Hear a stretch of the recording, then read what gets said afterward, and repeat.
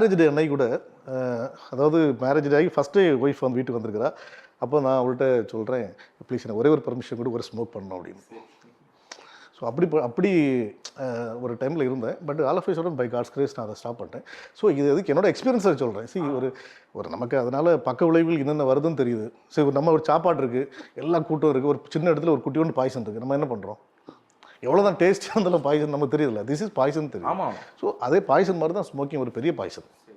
அதான் இப்போ எதுக்கு இப்போ இந்த கேள்வி கேட்டேன்னா, நிறைய பேர் சொல்லுவாங்க உடனேலாம் விட முடியாது, 4 குடிச்சா ஒரு 2 குடிக்கணும், அப்படியே அதை கொஞ்ச நாள் பண்ணணும், அப்புறம் 1 குடிக்கணும் கொடுப்பாங்க. மதுவாக இருந்துச்சுன்னா கொஞ்சம் கொஞ்சமாக அதை விட, இந்த வடிவேலு சொல்லுவார், அதை இது பண்ணணும், வைக்கணும், கொல்லணும், அதுக்கப்புறம் அதை ஊற்றணும், அப்புறம் அதை தொட்டு தொட்டு நக்கணும், இது பண்ணணும், அப்புறம் போஸ்டர் அடிக்கணும், ஊர் பூரா நாங்கள் குடிய வர போகிறோம், குடிய வர போகிறோம், குடிய வர போகிறோம்னு அனௌன்ஸ் பண்ணணும், இவ்வளவு பண்ணணும்டா அப்படின்னு. அதெல்லாம் எதுவுமே கிடையாதுங்க. படக்குன்னு விடலாம். அதுக்கு உதாரணம் டாக்டர் தான். நான் மறுபடியும் சொல்கிறேன், 20,000க்கு மேலே ஆப்ரேஷன் பண்ண டாக்டர் இப்படி தான் சிகரெட் பிடிக்கிறத விட்டுருக்காரு. யார் பிடிக்கிறீங்களோ படக்குன்னு விட்டுருங்க. இல்லைன்னா இந்த 6 மாதத்தில் ஒரே ஒரு ஆள் தான் சம்பாதிச்சு குடும்பத்தையே நிர்வாகம் பண்ணிக்கிட்டு இருந்த ஒரு ஆள் ஒரு 6 மாதத்தில் சிகரெட்டு பழக்கத்தினால இறந்தே போயிட்டாரு. அந்த குடும்பமே பிச்சை எடுக்குது அப்படிங்கிற விஷயங்கள்லாம் சொன்னாங்க. இதெல்லாம் நம்மளால சொல்ல தானே முடியும் டாக்டர். இப்போ பார்க்குறோம், நமக்கு ஒரு விழிப்புணர்வு ஏற்படுத்தணும் ஒரு ஆசை, எல்லாரும் சிகரெட்லாம் யாரும் பிடிக்கக்கூடாதுன்னு. உங்களுக்கு ஒரு ஆசை, எனக்கு ஒரு ஆசை. இதை நம்ம நேயர்கள்ட்ட நேரடியாக நம்மளால சொல்ல தான் முடியும். இப்போ